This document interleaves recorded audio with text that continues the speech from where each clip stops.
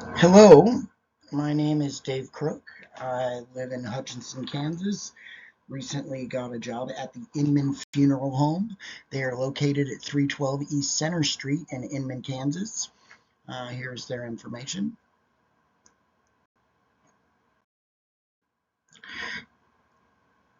Here is a picture of their little funeral home. It is a pole barn style building.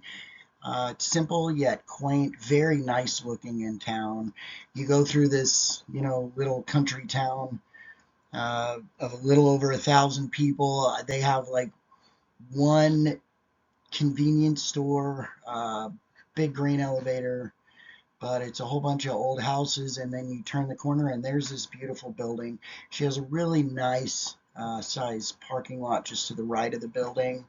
It's pretty good size. That's also right around the right hand side is where you'll see the garage where she keeps the coach and her removal vehicle.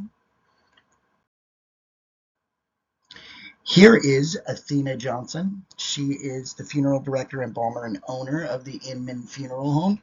I absolutely fell in love with this human being. She is a beautiful, smart, intellectual, and very heartfelt funeral director. The whole community loves her. Um, and like I said, I fell in love with her. She has helped me since the day I met her. She even gets her nails done at the local nail place to get the local tea. And if you live within 50 miles of this little town, you've heard of Athena Johnson. She's been in funeral service for 30 years. This is her 6th year owning the Inman Funeral Home, and she's very, very proud of that. She just wrote on Facebook not too long ago, just to her community, how much she appreciated uh, being able to be their funeral director and being able to help their community. She is very humble and appreciative, and she's just so glad to be in the position she's in. She is married to the love of her life and has been for 26 years. His name is Randall. He's a very busy guy. I haven't had a chance to meet him yet. But she does have 3 kiddos. Dalton's 25, Alyssa's 24, and Macy's 19. She has one grandbaby, Bellamy. And she did grow up in Northwest Missouri. That's a town of about 900 people. As far as her career path, when she was about 12 years old, her grandpa and her great grandpa died within a week, same day, and it was devastating for her. Her and her dad had to spend a whole week with the funeral director trying to figure out both funerals, and she got really close with the funeral director, Greg. Um, Once these funerals were done and completed, and everybody had gone through the grieving process, she knew right then in her heart that she wanted to do this. She wanted to do funeral directing. She looked up to Greg. And then by the time she got into her freshman year, she started shadowing there at the funeral home. She just got into it, guys. She was shadowing. She was helping with removals, doing flowers. She was where she belonged. And then all throughout high school, she was shadowing, working around the funeral home. Like I told you before, Athena and her dad were really close to Greg and his son. And at that point, she knew that funeral service was her career. And most everything that she learned while shadowing, she did learn from Greg and his son Eric. I have not met them, but it would be really nice to do. So I'm going to read from this because I want to get this right. Um, she said that she had learned this advice when a classmate's dad had passed away during their junior year, and her classmate had cried and asked her to please make her dad look different than him. Please don't make him look different than himself.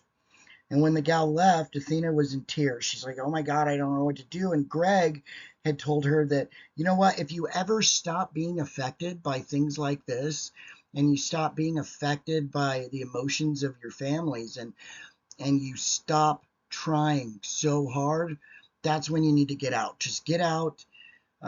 What do you call that? Emotion numbness. There's a couple other ways to look at it. Compassion, numbness, and that's her biggest advice to anybody, any of my classmates, that if that ever happens, just get out of the service. Stop.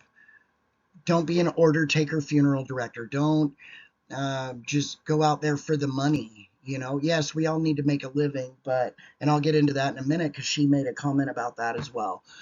Um, you know, don't be in it for the money. Be into it for our families. Like I said, this has been Athena's calling since she was 12. She's never looked back to this day. She absolutely loves her job. Athena has had a few challenges. When she started at 18 years old, she was the youngest. Now you have to realize this was 30 years back, and she was the youngest female, and she was surrounded by, males in their 30s and 40s. As a young girl graduating when she was 20 from Mortuary Science School and being a young female in the profession, this was hard for her at first. I did end up texting her later and asking her if she still runs into these problems, and she said, thankfully, not now. Of course, you'll still get it, but times have changed, and she's grateful for that. However, back then she did have to prove herself, and that was, a big thing. Being a young woman in funeral service, everybody expects, this old guy in a black suit, as far as traditions go.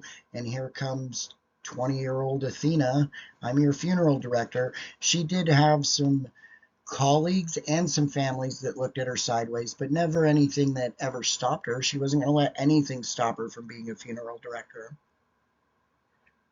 She did say that another challenge is that knowing when to separate her heart from the business part.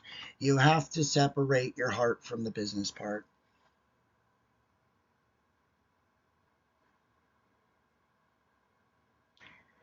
She would love to give her services away for free. However, we all know that doesn't work. She's a kind hearted person like myself, and there's always those families, that can't afford it or make themselves not available or just try to skip out on payment. And, when you see a family struggling and oh my God, they don't have $10,000, what do I do? That she struggles with that. And I think that's going to be a very big challenge for me myself as well. She says she has to put on her business face, and most of the time it's not an issue, but once in a while you have families where this is hard. So always keep in mind, guys, that when you're out there and we do want to help people, there is still money involved. And Athena has a problem with this. I know I'm going to have a problem with this. There are rewards for her. Her biggest rewards from families are the big thank yous when they can wrap their arms around her and give her hugs and show that appreciation for her hard work. She loves to help her families. Uh, she had made a comment on one. She prides herself on this. She doesn't know if there's going to be a viewing, and so she'll go in and she'll, care for that loved one the way we hope our loved ones are taken care of. And then all of a sudden, family wants a viewing, and she's like, ta-da! And that makes her feel good. That's a huge reward. Families can always change their minds, and they seem to do that a lot out here sometimes. And when that happens, the work that you've put into your loved one, when it comes out and it's shown, it just makes your heart full. It makes her heart full. Here is a picture of her arrangement room. As you can see, it's simple and quiet, has very nice decor in there. We absolutely love it. She does have a simple cremation display over here in the right hand corner. Out here, we're out in the country. There are certain things people like. They're very traditional. The big church there in Inman is a Mennonite church. And, they like that simple wood casket, the simple urns. We don't get all extravagant usually out here. And if we did, of course, she could order something. But her displays are simple and they are tailored to her customers. And I really got a kick out of that, because when you know what your customers are going to want and you can show them and you can have it in your arrangement room and ready for them, and they can hold it and see it, we all know the importance of our arrangement rooms. I like the black, the chairs. She does have a couch over there, which is always good. I mean, kids crawling on the couch or people crying on the couch. I think it's great that she has a couch in there. This is her chapel. It is way bigger than these pictures show. On the left, you'll see what it looks like every day. Like if I walked, or if I drove over there right now and walked in, that's what it would look like. The picture on the right is with all of the chairs pulled out, because it is a venue. You never know. People could get married in there. People could use it as a family get together, whatever. So she's always ready for those things. The back door's in the back. The left one is a storage room and the bathroom. The podium and the sound station is back there in the back. This picture on the right is taken from up, in the front. The back door on the right does go back to the garage. I chose not to take pictures of her coach and her removal vehicle. They are very new and very nice and very well taken care of. And this is me. I'm scared because I don't know which way my career is going right now, where I'm at, but I'm excited to graduate. I'm just, as you guys all know how motivated I am. I have great work ethic, and I'm looking forward to being able to learn all of this stuff from Athena. Like I said, I wish you guys could all meet her. She is as